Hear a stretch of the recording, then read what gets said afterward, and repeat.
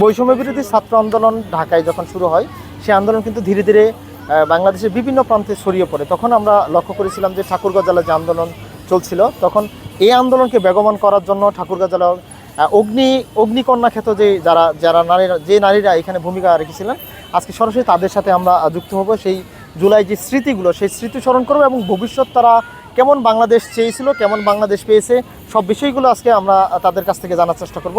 তো বাসা থেকে তো আমার কোনো মতে এগুলোতে বাধা দিছিল বাসা থেকে, যে তোমার যাওয়া হবে না। আমি অনেক বাসা থেকে পালিয়ে আন্দোলনে যুক্ত হয়েছি। সেই সময়কে রাজনীতি এবং পুলিশের যে হয়রানি, সেটা যদি একটু বলেন।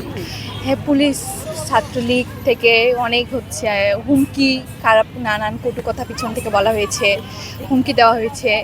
তবুও আমি নির্দ্বিধায় সামনে এগিয়ে গিয়েছি।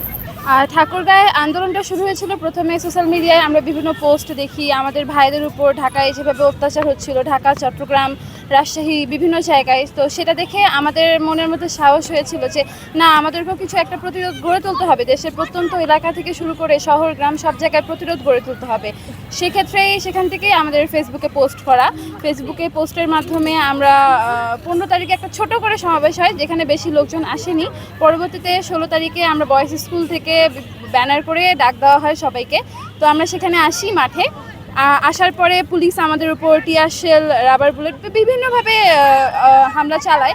আবার আমরা চৌরাস্তার দিকে যখন অগ্রসর হই, তখন দেখা যায় যে সেখান থেকে আওয়ামী লীগের যে দোসর, তারা আমাদের উপর ইট, পাটকেল, লাঠি সোটা নিয়ে বিভিন্নভাবে হামলা করছিল। কিন্তু ঢাকা থেকে কোনো কমান্ড সহকারে আমরা কোনো আন্দোলন করিনি। আমরা যা করছি নিজেদের পরিকল্পনা সহকারে করছি। আন্দোলন শেষ হয়েছে, আমরা নিজেরা রাত 12টা 1টা পর্যন্ত পরিকল্পনা করছি। আমরা কয়েকজন যারা ছিলাম ভাইয়ারা সহ পরিকল্পনা করে পরের দিন আবার সেগুলো সবাইকে জানাইছি। যখন নেট বন্ধ হয়ে যায় তখন আমরা নাম্বার জোগাড় করছি, এক একজনের নাম্বার লিস্ট করে আমি ওই জনকে ফোন দিব, ওই জন আরও 10 জনকে ফোন দেবে। ব্যাচ হিসেবে আমরা নাম্বার সিলেক্ট করছি, করে অর্ধেক রিফা ফোন দিচ্ছে, অর্ধেক আমি ফোন দিছি, মেয়েদেরকে এভাবে একত্রিত করছি। আমরা টানা 7মবারের মতো বেস্ট টিস্যু পেপার ব্র্যান্ড হিসেবে স্বীকৃতি পেয়েছে বসুন্ধরা টিস্যু। নতুন বাংলাদেশ প্রত্যাশা তো অনেক ছিল, কিন্তু প্রত্যাশা যেমন ছিল সেরকম প্রত্যাশা হয়নি। আর আন্দোলনটা সর্বপ্রথম আমাদের ঠাকুরগাঁও নয়, সব জায়গায় চ্যালেঞ্জিং ছিল। আর বিশেষ করে আমাদের মেয়েরা যারা আসছি, সবাই নিজের সাহস, নিজের শক্তি, নিজেকে সেভ করে আসছি। আমাদের পরিবার আসতে চাইলেও আমরা আসতে দিতে পারিনি, কারণ তারা আমাদেরকে সেভ করবে না, আমাদের টেনশন করবে না, তারা নিজেকে সামলাবে। সেই জায়গা থেকে আমরা, সোহানি একটু আগে যেটা বললো যে চ্যালেঞ্জিংয়ের বিষয়টা, নেট বন্ধ হয়ে গেছিলো, রাজপথে ছিলাম আমরা। পরবর্তীতে সবাই ঘরে ফিরে গেছি, কারণ কেউ আমাদের খোঁজ করেনি। এই যে আমরা রাজপথ থেকে যখন আমরা ঘরে চলে যাই, আমরা বিভিন্ন রাজপথে থাকা অবস্থায় হুমকির শিকার হয়েছি, রাজপথ থেকে সরে আসার পরেও আমরা হুমকির শিকার হয়েছি। যেমন আন্দোলনের পরে সোহানি, আমি, ছাত্রলীগের যে দোসররা আছে, আমাদেরকে ফোন কলে হোক, যেখানে হোক, যেভাবে হোক, সোশ্যাল মিডিয়ায় হ্যারেজ করছে, এখনও হ্যারেজ করে আসতেছে।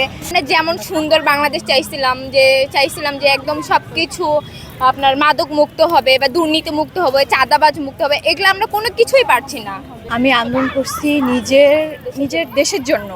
আমি কোনো কিছু চাওয়া পাওয়ার জন্য আন্দোলনে অংশগ্রহণ করিনি। সেজন্য আমাকে কোন চাওয়া পাওয়ার রাখলো কি না, সেটা আমার ব্যক্তিগত মতামত, যে আমি এটা নিয়ে কোনো কিছু আক্ষেপ বা আশা করি না।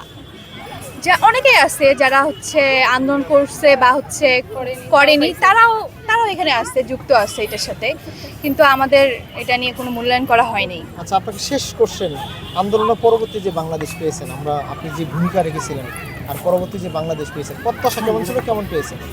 প্রত্যাশা তো, যে ছোট বোনটি বললো, প্রত্যাশা আমাদের যেমন ছিল শুরুতে সেরকম পাইনি। আমরা দুর্নীতিমুক্ত, মাদকামুক্ত, বৈষম্যহীন একটা সুন্দর বাংলাদেশ চেয়েছিলাম, কিন্তু আমরা পাই নাই।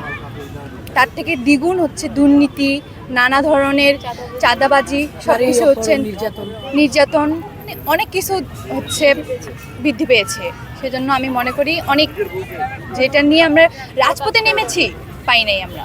অর্থাৎ ঠাকুরগাঁও জেলার বাঘিনী খ্যাত যে নারীরা রয়েছেন, তাদের সাথে কিন্তু আমরা এতক্ষণ যুক্ত হয়েছিলাম। তাদের এখনও যে প্রত্যাশা, তার ভবিষ্যতে যেন যে বাংলাদেশের জন্য তারা আন্দোলন করেছিল, যে প্রত্যাশা নিয়ে, যে আশা নিয়ে বাংলাদেশে আন্দোলনে ঝাঁপিয়ে পড়েছিলেন, নিজের জীবনকে বাজি রেখে আন্দোলনে রাজপথে ছিলেন, সেই প্রত্যাশা যেন পূরণ হয়, সেটাই তাদের চাওয়া। আরিফ হাসান, কালের কণ্ঠ, ঠাকুরগাঁও।